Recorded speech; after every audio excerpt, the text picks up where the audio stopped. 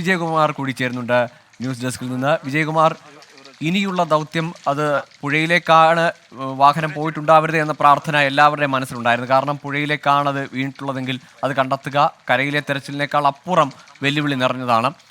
പക്ഷേ ഇനി മുന്നോട്ടേക്ക് പോകുമ്പോൾ ഈ ദൗത്യസംഘത്തിന് മുന്നിൽ പോലും അവരുടെ സാങ്കേതിക സംവിധാനങ്ങളിലൊക്കെ ഒരു അപര്യാപ്തത ഉണ്ടെന്ന് മനസ്സിലാക്കുന്നു. അത് ഈ രക്ഷാദൗത്യത്തിൻ്റെ ഇതുവരെ ഉണ്ടായിരുന്ന കഴിഞ്ഞ ദിവസങ്ങളിൽ നമ്മുടെ വാർത്തകളെ തുടർന്ന് സമ്മർദ്ദത്തെയൊക്കെ തുടർന്നുണ്ടായ ഒരു വേഗമുണ്ടായിരുന്നു. ആ വേഗമൊക്കെ ഈ 8ാം ദിവസത്തിലെത്തി നിൽക്കുമ്പോൾ പുഴയിലേക്ക് തിരച്ചിൽ മാറുമ്പോൾ അത് വീണ്ടും ഒരു മന്ദഗതിയിലേക്ക് പോവുകയാണോ? ഗോകുൽ സൂചിപ്പിച്ചതുപോലെ തന്നെ യഥാർത്ഥത്തിൽ കരയിലെ തെരച്ചിൽ അതിന് ചില പ്രതിബന്ധങ്ങൾ ഉണ്ടെങ്കിലും അതായിരുന്നു കുറെ കൂടി പ്രതീക്ഷാ നിർഭരമായിരുന്നത്. അവിടെയാണ് മണ്ണിനടിയിലായിരുന്നു ആ ലോറി ഉള്ളത് എന്ന ഒരു ഉത്തമ ബോധ്യത്തിൻ്റെ അടിസ്ഥാനത്തിൽ, എന്നാൽ നമുക്ക് ചില ശാസ്ത്രീയ പരിശോധന റിപ്പോർട്ടുകളൊക്കെ അവിടെ നിന്ന് കിട്ടിയതിൻ്റെ അടിസ്ഥാനത്തിലാണ് ഇന്നലെയൊക്കെ അവിടെ തെരച്ചിൽ നടന്നത്. ആ തെരച്ചിൽ കുറേയൊക്കെ പ്രതീക്ഷാ നിർഭരമായിരുന്നു. മണ്ണിനടിയിലാണെങ്കിൽ നമുക്ക് വീണ്ടും അർജുനെ തിരികെ കൊണ്ടുവരാമെന്നൊക്കെയുള്ള ആ പ്രതീക്ഷയോടുകൂടിയുള്ള തിരിച്ചിലായിരുന്നു അവിടെ നടന്നത്. പക്ഷേ ആ തെരച്ചിലിൻ്റെ ശ്രദ്ധാ കേന്ദ്രം പുഴയിലേക്ക് മാറുമ്പോൾ ഇനി എന്തൊക്കെ അവിടെ നിന്ന് കണ്ടെത്താൻ പോകുന്നു എന്ന വലിയ ചോദ്യമുണ്ട്. ഏതെങ്കിലും ഒരു സ്ഥലത്ത് പുഴയിലാണെങ്കിൽ അത് മണ്ണിൽ ഈ ലോറി മണ്ണിൽ പുതഞ്ഞെങ്കിൽ മാത്രമേ അവിടെ കിടക്കണം എന്നുള്ളൂ. അല്ലെങ്കിൽ അത് ഈ ലോഡ് ഇത്രയും ഹെവിയായ ഒരു ടൺ കണക്കിന് ഭാരമുള്ള തടി അതിൽ ഉള്ളതുകൊണ്ട് ആ തടിയുടെ അതിനെ ബലമായി കെട്ടിയിരിക്കുന്ന കെട്ടഴിഞ്ഞില്ലെങ്കിൽ ആ തടി ആ ലോറിയിൽ തന്നെ ഉറച്ചു നിൽക്കും. അങ്ങനെയാണെങ്കിൽ അത് നിരങ്ങിപ്പോകാനുള്ള സാധ്യത, ആ ലോറി നിരങ്ങിപ്പോകാനുള്ള സാധ്യത കൂടുതലാണ്. അങ്ങനെ നിരങ്ങിപ്പോകാൻ സാധ്യതയുള്ള വെള്ളത്തിൽ നല്ല അടിയൊഴുക്കുള്ള ആ നദിയുടെ ആഴത്തിലൂടെ അത് എങ്ങോട്ട് പോയിട്ടുണ്ടാകുമെന്ന് നമുക്ക് ഒരു ഉറപ്പും ഒരു സൂചനയും ഇതുവരെ ലഭിച്ചിട്ടില്ല. ആ തുരുത്തുകളിൽ എവിടെയെങ്കിലും മൺകൂമ്പാരത്തിനുള്ളിൽ ഈ ലോറി ഉണ്ട് എന്നത് മാത്രമാണ് ഈ ഘട്ടത്തിൽ വളരെ ദുർബലമായൊരു സൂചനയായി നമ്മളുടെ മുന്നിലുള്ളത്. അത് ഇനി ഡ്രഡ്ജ് ചെയ്തൊക്കെ പരിശോധിക്കണം. അതിന് എത്ര ദിവസം എടുക്കുമെന്നൊന്നും നമുക്ക് ഒരു സൂചനയും ഒരു കണക്കും ഈ ഘട്ടത്തിൽ പറയാൻ കഴിയില്ല. ഇടയ്ക്കിടയ്ക്ക് പെയ്യുന്ന കോരിച്ചൊരിയുന്ന മഴ എന്ന് വെച്ചാൽ മഴ എന്നതിനപ്പുറത്തേക്ക് അത് പേമാരി കണക്കെ ആ മേഖലയിൽ പെയ്യുകയാണ്. വീണ്ടും അവിടേക്ക് ചെളിവെള്ളം ഇറങ്ങുന്നു, പുഴയുടെ കാഴ്ച പരിധി മങ്ങുന്നു. അങ്ങനെ പലതരം പ്രതിസന്ധികൾ അവിടെ നേരിടുന്നുണ്ട്. അപ്പോൾ ഈ പ്രതിസന്ധിക്കിടയിൽ എന്താണ് അവിടെ നടത്താൻ പോകുന്നത് എന്നത് നമുക്ക് മനുഷ്യസാധ്യമായി ഇനി എന്തൊക്കെ അവിടെ നടത്തും എന്നതിൽ സേനാ വിഭാഗങ്ങൾ തന്നെയാണ് ഒരു വിശദീകരണം നൽകേണ്ടത്. ഈ മൺകൂമ്പാരത്തിലുണ്ട് എന്ന് സ്ഥിരീകരിക്കാവുന്ന തരത്തിൽ സിഗ്നലുകൾ ലഭിച്ചാൽ അത് ഡ്രഡ്ജ് ചെയ്ത് നീക്കാം. ഇന്നലെ അവിടെ ഡ്രഡ്ജർ എത്തിക്കുമെന്നാണ് ഇന്നലെ MLA പറഞ്ഞത്. പക്ഷേ ഇന്ന് ഡ്രഡ്ജർ അവിടേക്ക് എത്തിയിട്ടില്ല. അത് ഇനിയും ഏതെങ്കിലും ദൂരസ്ഥലത്ത് നിന്ന് അവിടേക്ക് കൊണ്ടുവരേണ്ടതുണ്ട്. സാധാരണ ഇങ്ങനെ നമ്മൾ ഏതെങ്കിലും ഒരു ഹെവി മെഷീനറിയായി സൂക്ഷിക്കുന്ന സാധനമല്ല ഡ്രഡ്ജർ. അത് തുറമുഖം പോലെ ജലവുമായി അടുത്ത് ബന്ധപ്പെട്ട സ്ഥലങ്ങളിലെ അറ്റകുറ്റപ്പണികൾക്കും ചെളി നീക്കാനും ഒക്കെ ഉപയോഗിക്കുന്നതാണ് ഡ്രഡ്ജർ. അങ്ങനെ ഡ്രഡ്ജറിൻ്റെ ഏതെങ്കിലും സംഗതികളാണ് ഇനി അവിടേക്ക് കൊണ്ടുവരേണ്ടത്. അത് ഏതെങ്കിലും തുറമുഖ പട്ടണങ്ങളിൽ നിന്നൊക്കെയാണ് അത് അവൈലബിൾ ആവുക. അവിടെ നിന്നൊക്കെ അത് കൊണ്ടുവരണം. ഒന്നുകിൽ മംഗലാപുരം അതല്ലെങ്കിൽ ഗോവ, ആ സ്ഥലങ്ങളിൽ നിന്നൊക്കെയാണ് അത് കൊണ്ടുവരേണ്ടത്. ഇന്നലെ അവിടുത്തെ MLA പറഞ്ഞത് അദ്ദേഹത്തിൻ്റെ ചിലവിൽ അത് അവിടെ എത്തിക്കാമെന്നാണ്. പക്ഷേ ഇന്ന് അദ്ദേഹത്തെയും അവിടേക്ക് നമ്മൾ ഇതുവരെ കണ്ടിട്ടില്ല. അത്തരം നിരവധി പ്രതിസന്ധികളിലൂടെ ഈ രക്ഷാദൗത്യം മുന്നോട്ട് പോവുകയാണ്. ഈ ദിവസങ്ങളിൽ എനിക്ക് തോന്നുന്നത് ഇന്നലെയും ഇന്നും അതിൽ നിരവധി പ്രതിസന്ധികളുണ്ടായിരുന്നു. പക്ഷേ ഇന്നലെ പ്രതിസന്ധി ഉണ്ടെങ്കിലും അത് കരയിൽ നല്ല ശക്തമായ സിഗ്നലുകൾ ഉണ്ടായിരുന്നത് അവിടെ തെരഞ്ഞാൽ എന്തെങ്കിലും ഫലമുണ്ടാകുമെന്ന പ്രതീക്ഷ വർദ്ധിപ്പിച്ചിരുന്നു. പക്ഷേ വൈകുന്നേരമായപ്പോഴേക്കും കരയിലെ തെരച്ചിൽ ഇനി അതിലെന്തെങ്കിലും ഒരു ഫലം കാണാൻ കഴിയില്ല എന്ന് ഇതിലെ എക്സ്പേർട്ടുകൾ തന്നെ വിലയിരുത്തിയതോടെയാണ് ഈ പുഴയിലെ തുരുത്തുകളിലേക്ക് അതിൻ്റെ ശ്രദ്ധ മാറുന്നത്. പക്ഷേ അവിടെ എന്തെങ്കിലും ഒരു നിർണായക സൂചനകൾ ഇതുവരെ ലഭിച്ചതായി നമുക്കറിയില്ല. പുഴയുടെ തീരത്ത് നിന്ന് 40 അടി അകലെ 8 അടി താഴ്ചയിൽ ഒരു ലോഹവസ്തു ഉണ്ടെന്ന് മാത്രമേ അറിയൂ. അത് എത്രത്തോളം പ്രൊഫൈലുള്ളതാണ്, ലോറി പോലെ വിശാലമായി കിടക്കുന്ന എന്തെങ്കിലും ഒന്നാണോ എന്നൊന്നും ഈ ഘട്ടത്തിലും നമുക്കറിയില്ല. പക്ഷേ അത് ഉപേക്ഷിച്ചു പോകാൻ കഴിയില്ല. അവിടുത്തെ പരിശോധന നടത്തേണ്ടതുണ്ട്. ഈ സൊനാർ സാങ്കേതിക വിദ്യ ഉപയോഗിക്കുന്ന എക്യുപ്മെൻറ്റ്സ് ആണ് അവിടെ പരിശോധനയ്ക്ക് എത്തിച്ചിട്ടുള്ളത്. അത് എത്ര താഴ്ചയിലുള്ള വിവരങ്ങൾ അതിനെ ശേഖരിക്കാൻ കഴിയുമെന്നൊന്നും നമുക്കറിയില്ല. ഈ കരയിൽ ഉപയോഗിക്കുന്ന ഫെറക്സ് ലൊക്കേറ്റർ 120 എന്നതാണ് ഒരു പക്ഷേ നമുക്ക് അവൈലബിളായ ഏറ്റവും ശക്തമായ ഒരു മിഷനറി, ഒരു റഡാർ. അത് പക്ഷേ പുഴയിലെ തെരച്ചിലിന് പ്രായോഗികമായി അതിന് പറ്റത്തുമില്ല. ഇന്നലെ അത് നന്നായി ഉപയോഗിച്ചിരുന്നു കരയിൽ. അതുകൊണ്ടാണ് അത് ഉപയോഗിച്ചുള്ള പരിശോധനയിലാണ് അവിടെ എന്തെങ്കിലും ഒരു ഹെവി മെറ്റൽ ഇല്ല എന്ന് ഉറപ്പിക്കുകയും അത് പുഴയിലാകാമെന്ന് പറയുകയും ചെയ്തു. അപ്പോഴും ഇവിടുന്ന് പോയ കേരളത്തിൽ നിന്നൊക്കെ പോയ രക്ഷാപ്രവർത്തകർ വീണ്ടും കരയിൽ തിരയണമെന്ന് പറയുന്നുണ്ട്.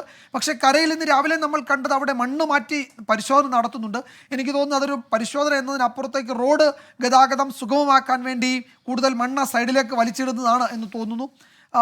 എന്തെങ്കിലും ആവട്ടെ, അവിടെയും ആ തെരച്ചിൽ ഇപ്പോഴും നടക്കുന്നുണ്ട്.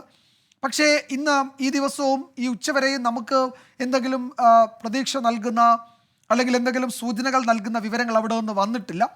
ഇന്നത്തെ തെരച്ചിലിൻ്റെ ഏറ്റവും പുതിയ വിവരങ്ങൾ അത് അപ്ഡേറ്റ് ചെയ്യും എന്ന് കരുതാം നാവികസേന അല്ലെങ്കിൽ കരസേനാ സംഘങ്ങൾ. ഈ ISRO നൽകിയിരിക്കുന്ന സാറ്റലൈറ്റ് ഇമേജ് എന്ന് പറയുന്നത് വളരെ വളരെ മങ്ങിയതാണ്. അത് ഈ അപകടം നടക്കുന്നതിന് 1.5 മുതൽ 2.5 മണിക്കൂർ മുമ്പുണ്ടായിരുന്നതാണ്. ആ സമയത്താണ് അതിൻ്റെ ആകാശത്തു കൂടി ഒരു ഉപഗ്രഹം കടന്നുപോയത്. ആ സമയത്ത് ലഭിച്ചതാണ്. അതുകൊണ്ട് എന്തെങ്കിലും തരത്തിൽ സേനാ വിഭാഗങ്ങൾക്ക് പ്രയോജനമില്ല എന്ന് തന്നെയാണ് നമ്മൾ മനസ്സിലാക്കാൻ കഴിയുന്നത്. ഇന്നലെ ജില്ലാ ഭരണകൂടത്തിനും അത് ഇന്ന് സേനാ വിഭാഗങ്ങൾക്ക് കിട്ടിയിട്ടുണ്ട്. അതിലെന്തെങ്കിലും വിസിബിലിറ്റി ഉള്ള ഒരു ചിത്രം അത് നൽകുന്നില്ല എന്നാണ് മനസ്സിലാക്കുന്നത്. നമ്മൾ ഈ ദൃശ്യങ്ങളിൽ കാണുന്നത് ഈ പുഴയുടെ മറുഭാഗത്തേതാണ്. ഈ നമ്മൾ ഈ ദൗത്യത്തിൻ്റെ കേന്ദ്രഭാഗത്ത് മണ്ണിടിഞ്ഞ് വലിയ നാശനഷ്ടം ഉണ്ടായതിന് അപ്പുറത്തേക്ക് വലിയ ആൾനാശം ഉണ്ടായിട്ടുണ്ട് പുഴയുടെ ഇങ്ങേക്കരയിലും. അവിടേക്കൊക്കെ ആദ്യമായാണ് മനുഷ്യരെത്തുന്നത് ഈ അപകടത്തിന് ശേഷം. നമ്മളുടെ മാധ്യമ പ്രവർത്തകരുടെ സംഘം, നമ്മളുടെ സഹപ്രവർത്തകർ അവിടെ എത്തുമ്പോഴാണ് നാട്ടുകാർ അവിടെ ഉണ്ടായിരുന്നവരൊക്കെ പറയുന്നത് ആദ്യമായാണ് ഇവിടേക്ക് ഈ അപകടത്തിന് ശേഷം ആളുകൾ വരുന്നത്. നിങ്ങൾ വേണം ഇതിൻ്റെ വിശദാംശങ്ങൾ ലോകത്തെ അറിയിക്കാൻ. അവരുടെ സർവ്വതും നഷ്ടപ്പെട്ട അവസ്ഥയിലാണ്. ഇനി സർക്കാർ അവിടെ എന്ത് നഷ്ടപരിഹാരം നൽകുമെന്നൊന്നും നമുക്കറിയില്ല. കർണാടകയിലെ മാധ്യമങ്ങളൊന്നും ഇത് വലിയ തോതിൽ അങ്ങനെ ഒരു വാർത്ത എന്ന നിലയിലേക്ക് കാണിക്കുന്നുമില്ല അല്ലെങ്കിൽ നൽകുന്നുമില്ല എന്നാണ് ഇന്നുമൊക്കെ നമ്മുടെ സഹപ്രവർത്തകർ അവിടുന്ന് നൽകുന്ന വിവരം. അവിടെ ഉടയവരെയൊക്കെ നഷ്ടപ്പെട്ടവർ നമ്മളോടാണ് പറയുന്നത്, നമ്മുടെ മാധ്യമ സുഹൃത്തുക്കളോടാണ് പറയുന്നത്, നിങ്ങൾ ഞങ്ങളുടെ കാര്യം കൂടി ഈ സർക്കാരിൻ്റെ ശ്രദ്ധയിൽപ്പെടുത്തണമെന്നത്. അപ്പോൾ കാണാതായവരുടെ എണ്ണം കൂടുന്നുണ്ട്. കാണാതായ വാഹനങ്ങൾ, അതുപോലെ ആൾനാശം, വസ്തുവകകൾക്ക് നാശം, ജീവനോപാധികൾ നഷ്ടപ്പെട്ടവരൊക്കെയാണ് അവിടെ ഉള്ളത്.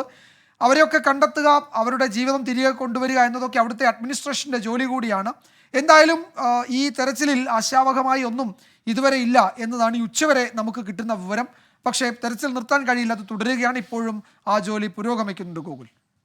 ശ്രീ വിജയകുമാർ, ഹാഷ്മി താജ് ഇബ്രാഹിം കൂടി ചേരുന്നുണ്ട്. ഹാഷ്മി, ഇന്ന് ജിതിനെ മാത്രമാണ് ഒരു മലയാളി എന്ന നിലയിൽ അകത്തേക്ക് ഈ രക്ഷാപ്രവർത്തനം നടക്കുന്ന ദൗത്യം നടക്കുന്ന മേഖലയിലേക്ക് പ്രവേശിപ്പിച്ചിരിക്കുന്നത്. അർജുൻ്റെ സഹോദരി ഭർത്താവ്, ബാക്കി എല്ലാവരെയും തടയുകയും ചെയ്യുന്നു. ജിതിനിൽ നിന്ന് നമുക്ക് എന്തെങ്കിലും വിവരം കിട്ടുന്നുണ്ടോ? അല്ലെ ഈ ജിതിന് എന്തെങ്കിലും തരത്തിലുള്ള ഇൻഫർമേഷൻ ഇനി എങ്ങനെയാണ് തെരച്ചിൽ എന്നതിനെ പറ്റിയിട്ടോ, അല്ലെങ്കിൽ ഈ പുതിയ ഉപകരണങ്ങൾ എത്തിച്ചുകൊണ്ട് എപ്പോൾ തെരച്ചിൽ തുടങ്ങുമെന്നോ, അല്ലെങ്കിൽ ഇത് സംബന്ധിച്ചുള്ള എന്തെങ്കിലും അപ്ഡേറ്റ്സ് ജിതിനുമായി ഈ ദൗത്യസംഘം അല്ലെങ്കിൽ നേതൃത്വം നൽകുന്ന ആർമിയോ നേവിയോ NDRF SDRF എന്തെങ്കിലും വിവരം ജിതിനെങ്കിലും നൽകുന്നുണ്ടോ? ജിതിനും ഇതുമായി ബന്ധപ്പെട്ട കൃത്യമായ ഒരു ധാരണയില്ല എന്നുള്ളതാണ് വസ്തുത.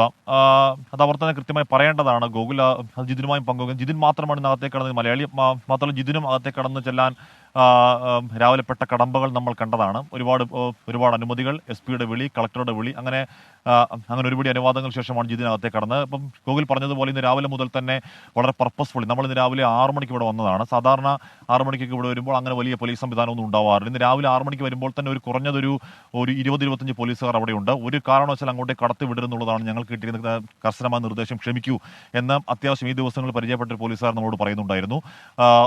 അപ്പം എന്താണ് കാര്യം അത് പറയാൻ കഴിയില്ല. കർശനമായ നിർദ്ദേശമാണ് നിങ്ങളെ അകത്തേക്ക് കടത്തി വിടരുത് എന്നുള്ള കാര്യം. മാധ്യമങ്ങളെയും ഈ മലയാളി രക്ഷാപ്രവർത്തകരെയും രഞ്ജിത്ത് ഇസ്രായേലിനെ പോലെയുള്ള മലയാളി രക്ഷാപ്രവർത്തകരെയും അകത്തേക്ക് കടത്തി വിടരുത് എന്ന കൃത്യമായ നിർദ്ദേശത്തിന്റെ അടിസ്ഥാനത്തിൽ പോലീസ് ഇന്ന് പ്രവർത്തിക്കുന്നത്. മാത്രമല്ല ഇന്ന് വലിയ പോലീസ് സന്നാഹം ഇവിടെ ഉണ്ട്.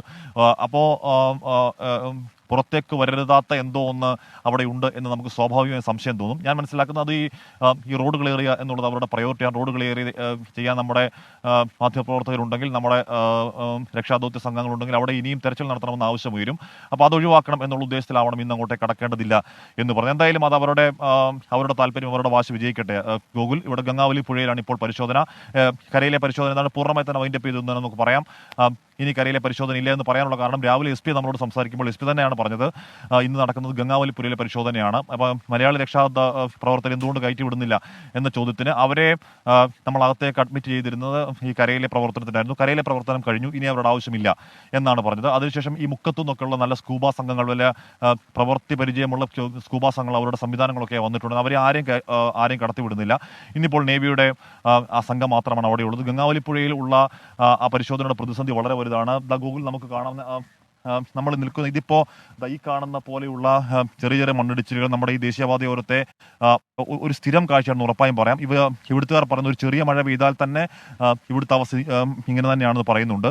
അപ്പോൾ ഇത്തരം സ്ഥലങ്ങളിൽ ദേശീയപാത നിർമ്മാണം എത്രത്തോളം സുരക്ഷിതമാണ് തുടങ്ങിയ ചർച്ചകളൊക്കെ ഉറപ്പായും വരും ദിവസങ്ങൾ തുടക്കമിടും. ഇപ്പോൾ നമ്മുടെ പ്രയോറിറ്റി അതല്ലെങ്കിൽ കൂടി ഇത്തരത്തിൽ മണ്ണിടിഞ്ഞ് ഇവിടെ ഇങ്ങനെ കിടക്കുകയാണ് എന്ന് പറഞ്ഞാൽ ഇതിൻ്റെ ഒരു 10,000 ഇരട്ടി, 1000 ഇരട്ടി മാരക രീതിയിലാണ് ആ ലാൻഡ് സ്ലൈഡ് നമ്മൾ ഈ സ്ഥലത്തുണ്ടായിരിക്കുന്നത്. ഈ മണ്ണത്രയും ആ പുഴയുടെ മടിത്തട്ടിലേക്ക് പോയിരിക്കുന്നു. മാത്രമല്ല നമ്മൾ പുഴയുടെ നദിയുടെ അങ്ങേക്കരയ്ക്കുള്ള കുറച്ച് പ്രായമുള്ള ആൾക്കാർക്ക് സംസാരിക്കുമ്പോൾ അവർ പറയുന്നത് അവരുടെ ആയുഷ്കാലത്തിലുടനീളം ഒരിക്കലും ഇത്തരത്തിൽ ഈ നദി ഇങ്ങനെ കരകവിഞ്ഞു കണ്ടിട്ടില്ല. ഒരു 4-5 വീടുകളിരിക്കുന്ന സ്ഥലം അങ്ങനെ അപ്രത്യക്ഷമായി. ഗൂഗിൾ ആ വീടുകൾ എവിടെ പോയെന്നോ, ആ വീടുകളിലുള്ള ആൾക്കാർ എവിടെ പോയെന്നോ ആർക്കും വലിയ ആശങ്കകളില്ല. അങ്ങനെ എന്ന് പറഞ്ഞാൽ വോയിസ് ഇല്ലാത്ത പരമസാധുക്കളാണ്. നേരത്തെ വിജയകുമാർ പറഞ്ഞ മട്ടിൽ ഇവിടെ ഏതെങ്കിലും കന്നഡ മാധ്യമപ്രവർത്തകർ ഒന്നും കാര്യമായില്ല. അവരുടെ മുഖ്യമന്ത്രിയൊക്കെ വരുമ്പോൾ മാത്രം വന്നു പോകുന്നതല്ലാതെ. ഇനിയുള്ളത് ഇവിടെ ഇന്റലിജന്റ് ഒബ്ജക്ട് ഡിറ്റക്ഷൻ സിസ്റ്റം എന്ന ഒരു സിസ്റ്റത്തെ പറ്റി ആലോചന നടക്കുന്നു. അത് റിട്ടയർഡ് ജനറൽ ഇന്ദ്രപാലിന്റെ പക്കലാണുള്ളത്. അദ്ദേഹത്തെ ദൗത്യസംഘം ഇക്കാര്യം അറിയിച്ചിട്ടുണ്ട് എന്ന് നമ്മളോട് പറയുന്നുണ്ട് ഇന്ദ്രപാൽ. അപ്പോൾ അദ്ദേഹം അടക്കം ഇങ്ങോട്ടേക്ക് എത്തുന്നുണ്ടാകണം. എന്തായാലും ഒരു കാര്യം ഉറപ്പാണ്, കൂടുതൽ വിദഗ്ധർ ഇതുമായി ബന്ധപ്പെട്ട വിദഗ്ധ നിർദ്ദേശം നൽകാൻ കഴിയുന്ന കൂടുതൽ വിദഗ്ധർക്ക് ഇങ്ങോട്ടേക്ക് എത്തണം. ഇപ്പോൾ നിലവിലുള്ളത് ആർമിയുടെ 2 സീനിയർ ഡൈവർമാരാണ്. ഒപ്പം സോണാർ സംവിധാനം ഉപയോഗിക്കാൻ കഴിയുന്ന ഇനി ഒരു തെരച്ചിൽ അത് പുഴയിൽ കാര്യക്ഷമമായി നടക്കണമെങ്കിൽ കൂടുതൽ സംവിധാനങ്ങൾ, സാങ്കേതിക സൗകര്യങ്ങൾ അവിടേക്ക് എത്തേണ്ടതുണ്ട്. പക്ഷേ ഇന്ന് അത്തരത്തിൽ എന്തെങ്കിലും പുതിയ സംവിധാനങ്ങൾ, സജ്ജീകരണങ്ങൾ അവിടേക്ക് ഈ ഉച്ചനേരം വരെയും എത്തിയിട്ടില്ല എന്നതാണ് ആശങ്ക, അല്ലെങ്കിൽ നമുക്ക് സങ്കടം തോന്നിപ്പിക്കുന്ന കാര്യം. പ്രത്യേകിച്ച് ഇതുവരെയുള്ള ദിവസങ്ങളിൽ തെരച്ചിൽ നടന്ന പോലെ നേവിയുടെ തെരച്ചിൽ ഒരു സോണാർ മാത്രമാണിപ്പോൾ അവർക്ക് പ്രവർത്തിപ്പിച്ച് തെരയാൻ കഴിയുന്നത്. അതിനപ്പുറത്തേക്കൊരു സാങ്കേതിക സംവിധാനം അവർ ഈ സാഹചര്യം ആവശ്യപ്പെടുന്ന പോലെയുള്ള സംവിധാനങ്ങൾ അങ്ങോട്ടേക്ക് എത്തിയിട്ടില്ല എന്നതാണ് നിലവിലത്തെ ശിരൂരിലെ തെരച്ചിലിൻ്റെ അപ്ഡേഷൻ.